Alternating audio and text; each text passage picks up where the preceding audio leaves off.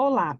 A revisão periódica dos valores destinados a ações e serviços de média e alta complexidade do SUS é assunto de um projeto de lei complementar em análise na Câmara. O autor da proposta é o deputado Nereu Crispim, do PSD do Rio Grande do Sul, que é o nosso convidado nesse Palavra Aberta. Seja bem-vindo, deputado. Olá, tudo bem aos ouvintes do programa Palavra Aberta? Uma satisfação estar aqui novamente, prestando esclarecimentos à população brasileira a respeito dos trabalhos parlamentares na Câmara Federal. Deputado, por que o senhor está preocupado com esses valores da tabela do Sistema Único de Saúde? Bom, primeiramente, eu que nunca tinha sido político, ocupado cargo público algum, sempre vi aquela máxima de falarem de que a saúde brasileira era um caos, enfim. E a partir daquele momento, quando eu comecei a visitar as instituições, como as Santas Casas, aqui no meu estado, no Rio Grande do Sul, e os hospitais filantrópicos, enfim, a grande reclamação da maioria dos gestores e diretores que lidavam com a saúde era o baixo valor remunerado pelo SUS, pelos serviços prestados por essas instituições. E num evento que eu tive na Santa Casa de Porto Alegre, um dos diretores me salientou que o maior problema que existia para todas essas instituições era a tabela do SUS, que não havia sofrido reajuste desde 94. Existiam algumas reajustes pontuais em alguns serviços, mas esse seria o maior problema para essas instituições. Com isso, eu comecei a fazer um estudo e uma pesquisa de qual é a forma dinâmica que isso funcionava e o que afetava diretamente na aplicabilidade dos recursos públicos nessas instituições, que parecia que era um poço sem fundo, né? O governo dá dinheiro para os hospitais, para as Santas Casas, as prefeituras também contribuem, os estados, e parece que é uma coisa sem fundo. Sempre insuficiente. Na realidade, existe o quê? Existe uma falta de planejamento, né?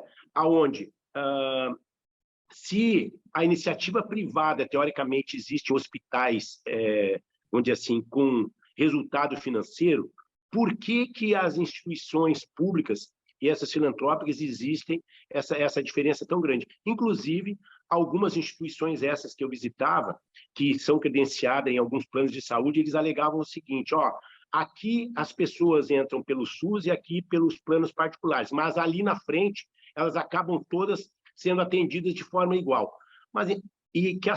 Que os recursos oriundos dos planos de saúde que eles cobram, eles recebem um valor bem mais alto do que o SUS os repassa, equilibra as contas financeiras dessas instituições. Então, eles são obrigados a ter os dois, tanto particulares quanto a remuneração pelo SUS. Mesmo assim, a diferença é muito grande. Então, quer dizer, o que existe na minha percepção? Será que a argumentação dos planos de saúde são melhores que a argumentação dos gestores junto ao governo federal? Então, esse meu projeto vem dar um equilíbrio, da dignidade, da responsabilidade, para que o governo federal, quando faz o seu orçamento anual, venha contemplar a saúde brasileira, que é tão deficitária. Até porque nós temos aí 35 milhões de pessoas abaixo da linha da pobreza que não têm condições de ter um plano de saúde e muito menos dinheiro para pagar uma consulta médica.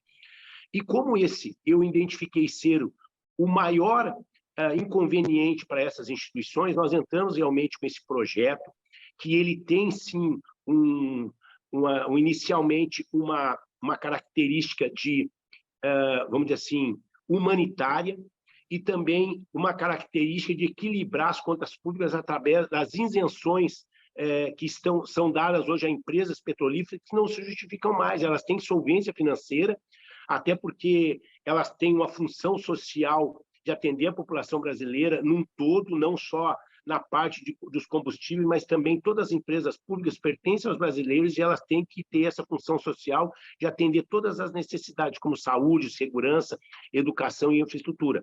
Com isso, essas isenções não se justificam mais, porque o alto lucro da Petrobras hoje, mais de 100 bilhões de reais no ano de 2021, ela contempla a maioria desses recursos, desses lucros, são destinados a investidores internacionais.